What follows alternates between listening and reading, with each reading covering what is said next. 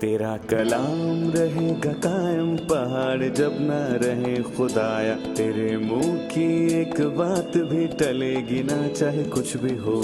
तेरी मान दिए है जिंदा सोने से भी कीमती, मेरा दिल ये दे गवाही है ये किताब अजीम। नाज़िल करे अपना कलाम, शिकस्ता दिलों को सुकून मिले, तारीखी दूर हो मेरी राहें रोशन कर। दिल अपना कलाम कसरत से ए खुदा बदल दे, रिहाई दे कसरत से फल में नाम। कलाम रहेगा कायम पहाड़ जब ना रहे खुदाया, तेरे मुंह की एक बात भी टलेगी ना चाहे कुछ भी हो।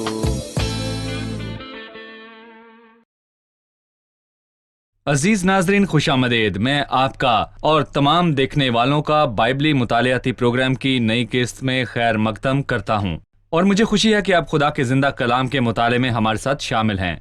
और अजीजों, अभी हम करंथियों के नाम दूसरे खत का मुतालिया कर रहे हैं, और आज हम 12वें बाब का मुतालिया करेंगे, और इसके बाद इस किताब की आखिरी किस्त होगी। हम इस खत का मुतालिया मुकम्मल करेंगे, और मुझे पूरी उम्मीद है कि आप पिछली एक साल से मुस्तफीद हुए होंगे और कलाम मुक़द्दस ने आपको इनफरादी तौर पर और एक जमात के तौर पर तब्दील किया होगा। प्रोग्राम के बाकायदा आगाज से पहले मैं खादमीन का खैर मकदम करना चाहूंगा।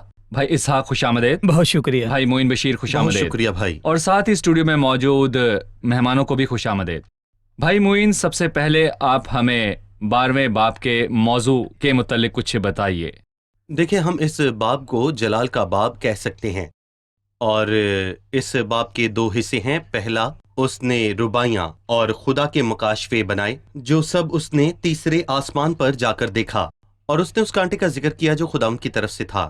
हम बाद में उसकी तफसील पर जाएंगे। और फिर इसके बाद उसने पालूस के निशानात की बात की, ताकि उसकी रिसालत की यकीन दहानी हो सके कि वो खुदा की तरफ से रसूल है। सही। भाई इसहाक, मैं 12वें बाब की पहली 6 आयात पढ़ूंगा, उसके बाद आपसे सवाल पूछूंगा।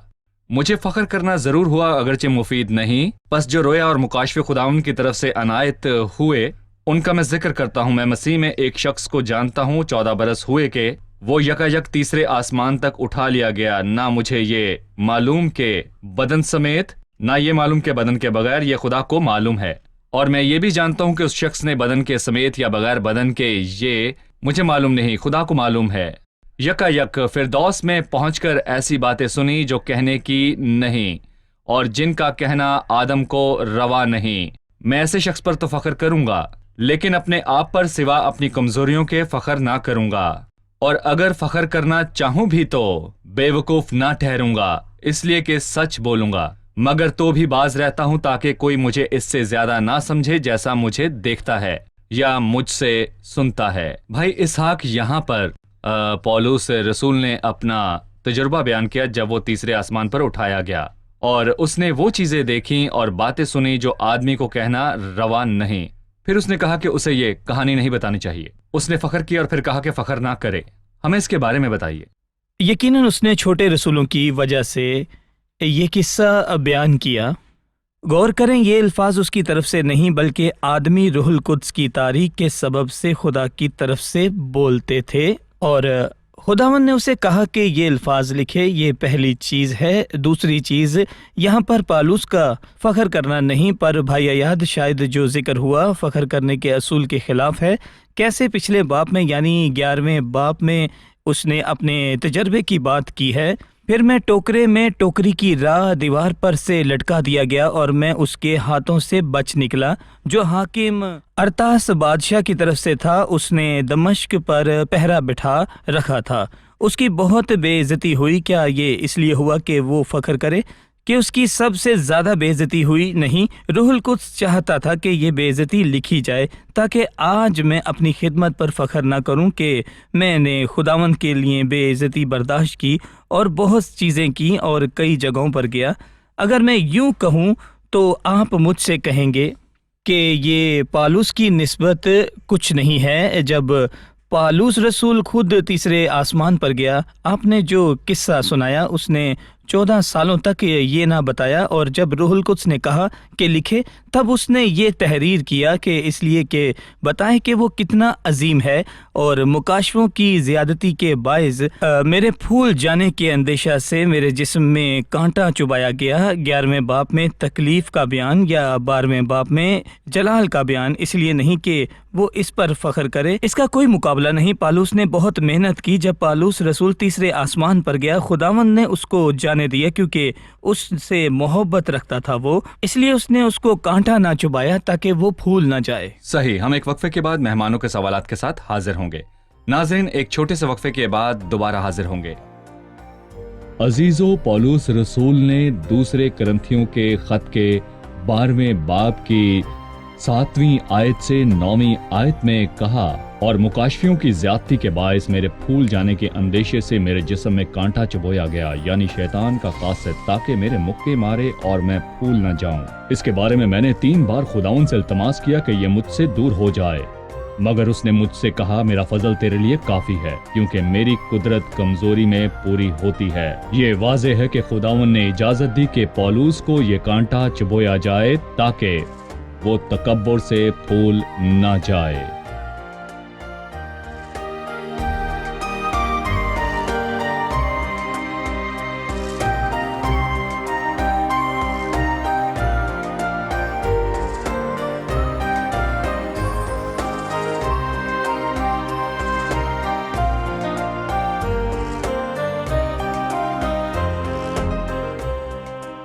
पौलुस ने 14 साल तक क्यों नहीं बताया कि वो फिरदौस में गया, और इसका जिक्र बाद में किया?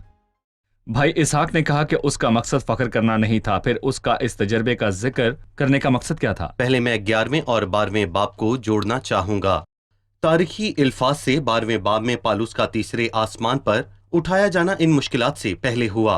मैं कहूंगा कि वो तमाम मुश्किलात जो उसने 12वें बाब में उठाई थीं, और खुदावंद ने बताया कि वो जलाल पाएगा, वो उसके लिए काफी और उसके दौर से बढ़कर होगा, जिनसे वो खुदा की मर्जी से गुजरेगा। पर उसने 14 साल तक ये किस्सा क्यों नहीं बताया? क्योंकि इस चीज ने उसे कुव्वत बर्दाश्त दी थी। और यहाँ पर इस बात को बताने की 2 वजूहात हैं। पहली बात पौलुस के लिए बहुत अहम थी कि वो अपनी रसालत और अपनी खिदमत का दिफा करे, और उन रसूलों में से कौन था जो इस बात का दावा करे कि मैंने इस बात का तजर्बा किया है। दूसरी बात ये कि एक ईमानदार होते हुए हमें चाहिए कि हम अपनी आंखें आसमान पर लगाएं जहां मसीह जलाल में मौजूद है। बस जब तुम मसीह के साथ जलाए गए तो आलम बाला की चीजों की तलाश में रहो, और जब हम मसीह पर अपनी निगाह रखें जो जलाल में है, जैसे जब स्तिफनुस को संसार किया गया, तो हमें खिदमत के दौरान मिलने वाली तकलीफ और दर्द को बर्दाश्त करने की कुव्वत मिलती है। भाई मोइन, ये बहुत मुश्किल है कि खुदा ने मतलब पौलुस की खिदमत के आगाज में उसे तीसरे आसमान पर उठा लिया, जहां उसने मुकाशफे सुने और उसने रोयाएं देखी। इसके बाद अपनी खिदमत की खातिर उसके बारे में लिखा है पिछले बाब के आखिर में कि उसे टोकरे में बिठाकर खिड़की की राह से लटकाया, मतलब बुलंदी से पस्ती तक गया सिर्फ खिदमत की खातिर। तारीखी तौर पर यह टोकरा कूड़े को शहर से बाहर फेंकने के लिए इस्तेमाल होता था, मतलब कि अरूज से जवाल उसे चाहिए कि आहिस्ता करे और उसको जिद दे। क्या यह गैर मुतवक्का था, या खुदा ने पहले बताया कि उसके साथ क्या होगा? उसने उसको खिदमत की मुश्किलात बयान की। खिदमत की यही कीमत है, और जो उसे कबूल करे वो ज़हनी तौर पर इन तमाम हालात के लिए तैयार रहे। और पालूस ने भी मसीह की पैरवी की और सलीब उठाई और खुदी का इनकार किया, और इसीलिए 14 साल तक ये बात किसी से ना कही। और इससे हम सीखते हैं कि खादिम आजिज हो और जलाल पाने के बावजूद खुदी का इनकार करे, ताकि पूरे दिल से मसीह की खिदमत करे। जी भाई, जारी रखिए। हमने इससे भी सबक हासिल किया है, खादिम जिन आजमाइशों से गुजरे, दर्द हो या इलाही हौसला अफजाई जिसे यहाँ थी, इसका बयान ना करे जब तक कि रूहुल कुद्स उसकी रहनुमाई न करे कि वो किसी खास हिकमत के लिए उसको बयान करे ताकि उस शख्स का फ़ायदा हो। पर इसे बताने से या तो इस पर फ़ख्र करने के लिए ऐसा नहीं कहा गया है। आपकी बात में इजाफा करते हुए मैं कहूँगा, खादिम ना अपनी माजी की आजमाइशों को बयान करे, ना मुस्तकबिल के मंसूबों को, क्योंकि हम जानते हैं کہ تاریکی کی بادشاہی اور خدمت میں موجود ایمانداروں کی جنگ لازمی ہے۔ جب ایماندار یا خادم بتا دے کہ کہاں جا کر منادی کرے گا تو شیطان کو موقع ملتا ہے کہ اس کے کام میں خلل ڈالے، مطلب ماضی کی روحانی جڑوں کو چھپائیں، آزمائشوں اور منصوبوں کو نہ بتائیں، اور سب کچھ خداوند کے ہاتھوں میں دیں تاکہ وہ انہیں مضبوط رکھے۔ آپ اس بات سے متفق ہیں؟ جی جی بھائی اسحاق اگر وہ ان بہترین چیزوں پر فخر نہ کرے جو اس نے اوپر دیکھی تو کس پر فخر کرے؟ خادم یا ایماندار کس بات پر فخر کرے؟ خداوند پر کس پر فخر کرے؟ اس نے یہ بات کی تھی، اس نے کہا میں ایسے شخص پر تو فخر کروں گا لیکن اپنے آپ پر نہیں۔ اس نے تیسرے آسمان پر جانے پر فخر کیا۔ ہم جانتے ہیں کہ پہلا آسمان فضا ہے جس میں پرندے اڑتے ہیں، دوسرے آسمان پر سیارے اور ستارے موجود ہیں، تیسرے آسمان پر فردوس ہے جہاں پر اوراق رہتی ہے اور خدا رہتا ہے۔ اس کو خوشی تھی کہ خداوند نے اس کے حال کو بدلا۔ یہ ہے خداوند، اس نے خدمت میں سب کیسے برداشت کیا۔ خداوند سے ایسے مکاشفے اور ایسی رویا کس نے دکھائیں، ایسے یہ خدمت کس نے سونپی تھی؟ صحیح۔ 7ویں آیت ہے، اور مکاشفیوں کی زیادتی کے باعث میرے پھول جانے کے اندیشے سے میرے جسم میں کانٹا چبھویا گیا، یعنی شیطان کا قاصد، تاکہ میرے مکے مارے اور میں پھول نہ جاؤں۔ بھائی اس کانٹے کے بارے میں بتائیے، اس کی کیا ضرورت تھی؟ دراصل اس کانٹے کا مقصد اور اس کا اثر چشمہ آخر کیا ہے اور اس طریقے کا استعمال کیوں کیا گیا؟ کیونکہ پولس نے کہا اندیشہ تھا۔ میں یہاں پر ایک سوال کروں گا جسے میں اور ہر خادم یہ ضرور سوچے گا، یعنی کہ وہ شخص جو کہ اتنا عاجز تھا اور اپنی کہانی 14 سال تک نہ بتائی، کیا وہ بھول جاتا اور فخر کرتا؟ اس سے ہمیں ڈرنا چاہیے۔ یوحنا نے کہا کہ اگر ہم کہیں کہ ہم بے گناہ ہیں تو ہم اپنے آپ کو فریب دیتے ہیں اور ہم سب بھول کر تکبر کر سکتے ہیں، اور اس بات کا بھی امکان ہے کہ میرے بھول جانے کے اندیشے سے میرے جسم میں کانٹا چبھویا گیا۔ وہ اس کا سر چشمہ جانتا تھا۔ بظاہر تو شیطان نے اسے مکے مارے، پر کانٹا کس نے چبھویا؟ خداوند نے اس کی اجازت دی، اور خداوند نے پالوس رسول کو یہ دیا۔ اس کو یہ مصیبت نہیں لگی۔ مصیبت نہیں لگی۔ اس نے یہ نہیں سوچا کہ شیطان اس کو دکھ دے گا، پر اس کے باوجود بھی اس نے خدمت کی، پر اس کو کانٹا چبھویا گیا۔ جب تک یہ خدا کی طرف سے تحفہ ہے تو ایماندار خدا کا شکر ادا کرے۔ اس کانٹے میں تکلیف یا بیماری تھی، ضرورت، مشکل، پریشانی، اور لوگوں نے اسے اس کے گھر سے نکال دیا اور اسے یہ چبھویا گیا، اور یقیناً اس نے خدا کا شکر ادا کیا۔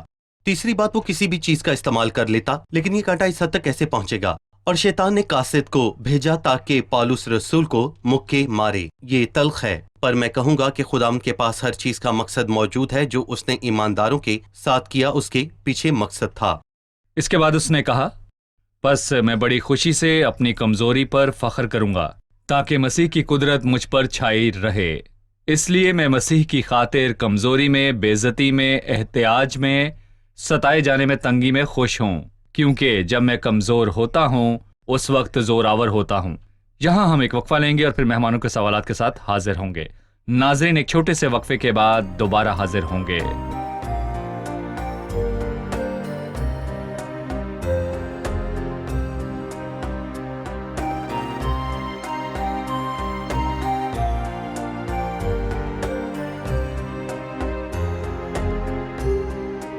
پالوس نے کہا وہ کمزوری اور بے عزتی اور احتجاج میں خوش ہوتا ہے۔ کیسے؟ ہمیں اس آیت کا مطلب سمجھائیں۔ کیا دنیا میں کوئی شخص احتیاج اور تنگی میں خوش رہتا ہے؟ کیوں؟ انسانی طور پر کوئی اس میں خوش نہیں ہے، اور پر روحانی طور پر اس نے کہا یہ مسیح کی خاطر ہے، اس لیے میں مسیح کی خاطر کمزوریوں میں خوش ہوں۔ پہلے کہا تاکہ مسیح کی قدرت مجھ پر چھائی رہے، اس کے بعد کہا اس لیے میں مسیح کی خاطر کمزوریوں میں ہوں، بے عزتی میں ہوں، احتجاج میں، ستائے جانے میں، تنگی میں خوش ہوں۔ اور فلپیوں کے خط میں اس نے کہا کیونکہ مسیح کی خاطر تم پر یہ فضل ہوا کہ نہ فقط اس پر ایمان لاؤ بلکہ اس کی خاطر دکھ بھی سہو، جتنا ہم مسیح پر ایمان لانے سے خوش ہیں، ایماندار مسیح کی خاطر دکھ اٹھانے میں بھی خوش رہے۔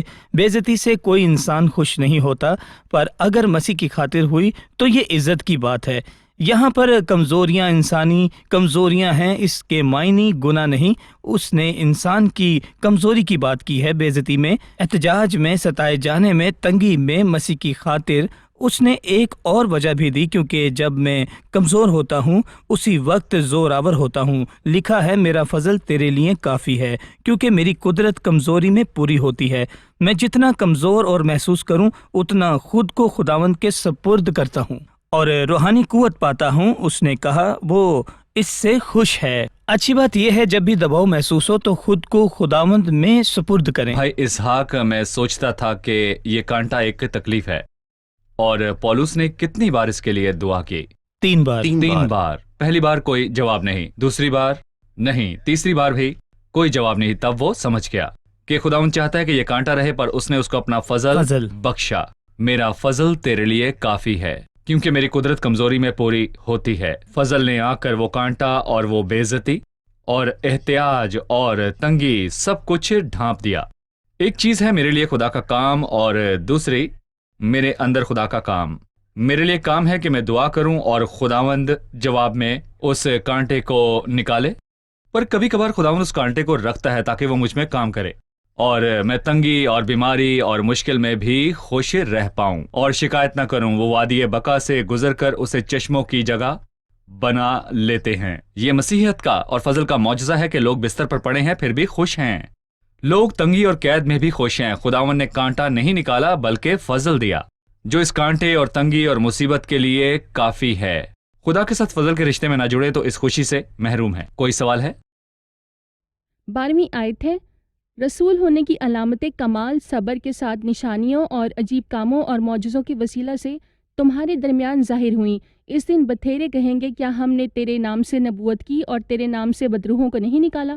تب مسیح کہے گا، میری کبھی تم سے واقفیت نہ تھی، اے بدکارو میرے پاس سے چلے جاؤ۔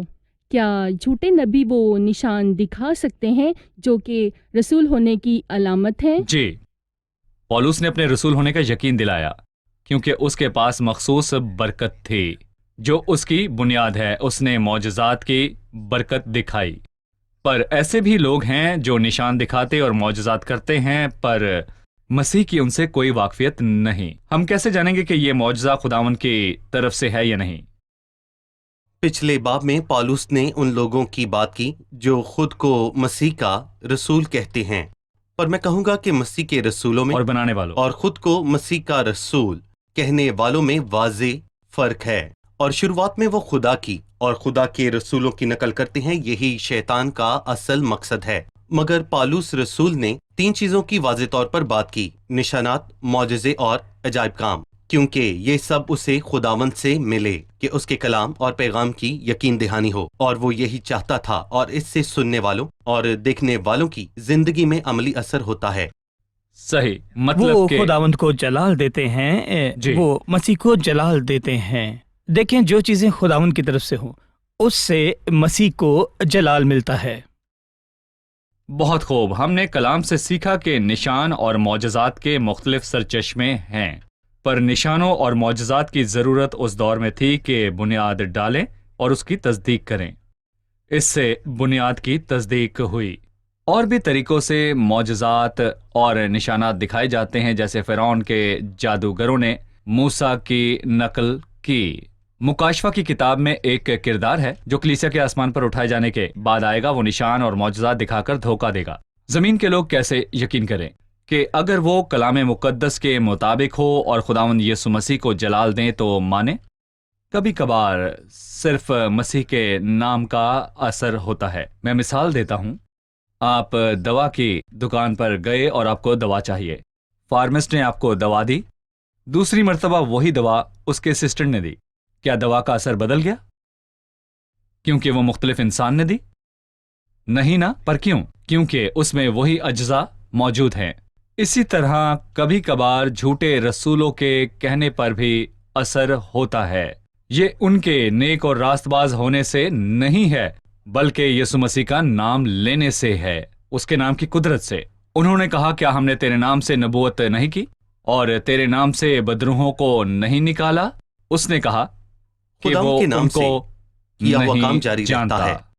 پر اگر کوئی کسی اور کے نام سے یا کسی اور مقصد سے کام کریں وہ ایک مخصوص وقت کے بعد ختم ہو جائے گا. جیسے فرعون کے جادوگر تھے جن کا ذکر آپ نے کیا, انہوں نے کچھ کام کیے پر جاری خدا نہ رکھ کے سکے. نبی کے اور ذریعے خدا کے کی نبی فتح ہوئی. موسیٰ نے اس معاملے میں فتح پائی. موسیٰ کے ذریعے, جی صحیح.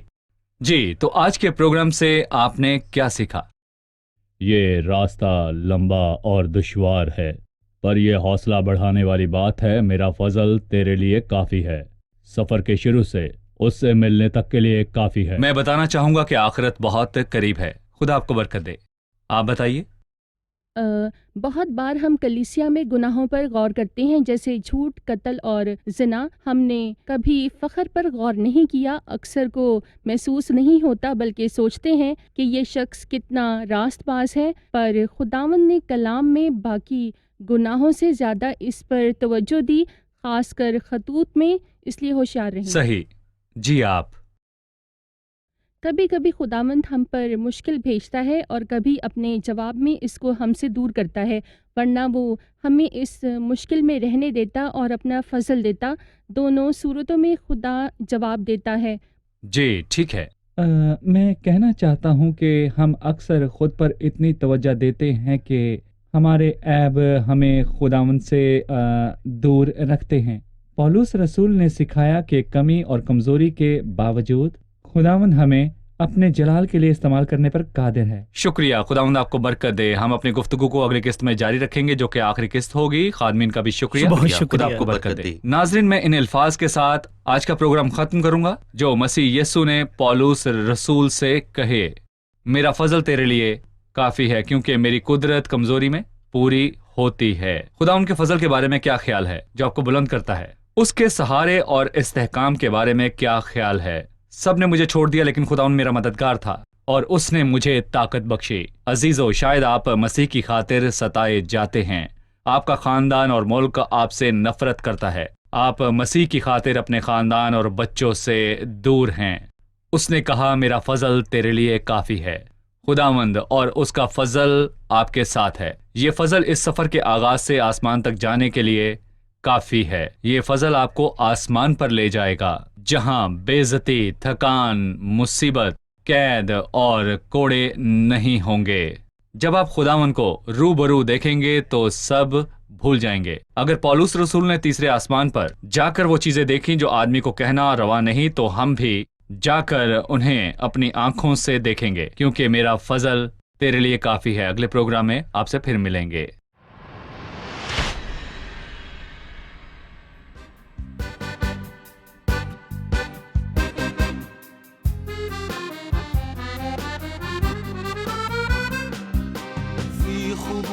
للإله أبتغي دوما هداه في متاهات الحياة مسترجيا رضاه داعيا ربي الأمين ذاكرا فضل المعين شاكرا في كل حين للخير والنجاة. أي شكر أستطيع أي قول قد أذيع كي أعوض العلي البديع. خيرك ربي وسيع سترك ستر منيع عارف اسمي فلن أضيع. أي شكر أستطيع أي قول قد أذيع كي أعوض العلي البديع. خيرك ربي وسيع سترك ستر منيع عارف اسمي فلن أضيع.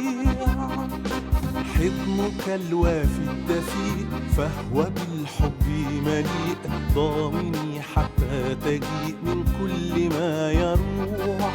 باركا قلبي الشكور حين أعطي بسرور ليس عشرا بل عشور لربنا يسوع.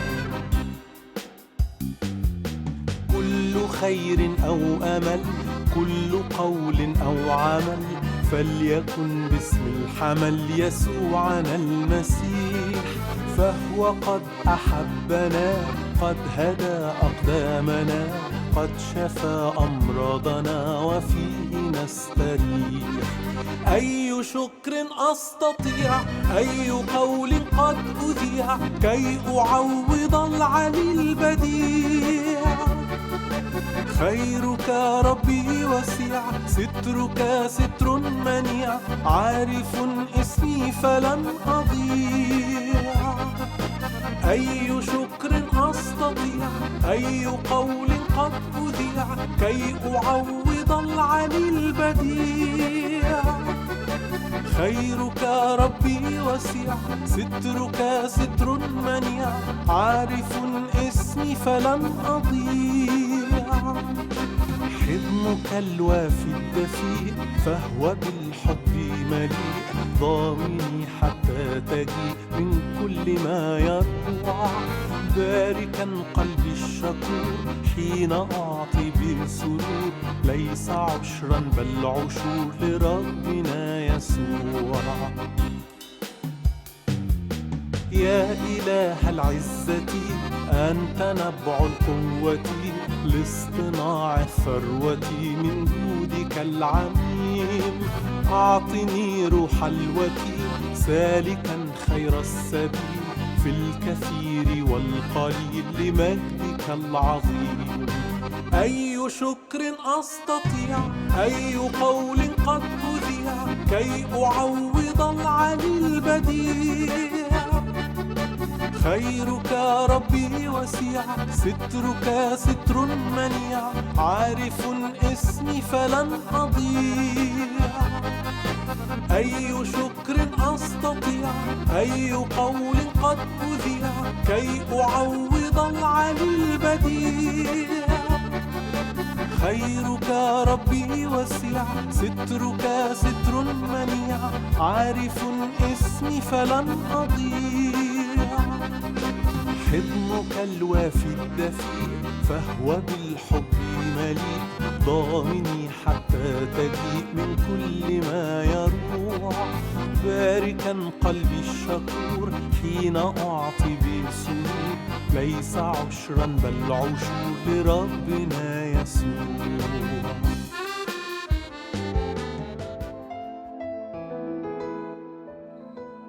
तेरा कलाम रहेगा कायम, पहाड़ जब ना रहे खुदाया। तेरे मुंह की एक बात भी टलेगी ना, चाहे कुछ भी हो। तेरी मान दिए है जिंदा, सोने से भी कीमती। मेरा दिल ये दे गवाही है, ये किताब अजीम। नाज़िल करे अपना कलाम, शिकस्ता दिलों को सुकून मिले।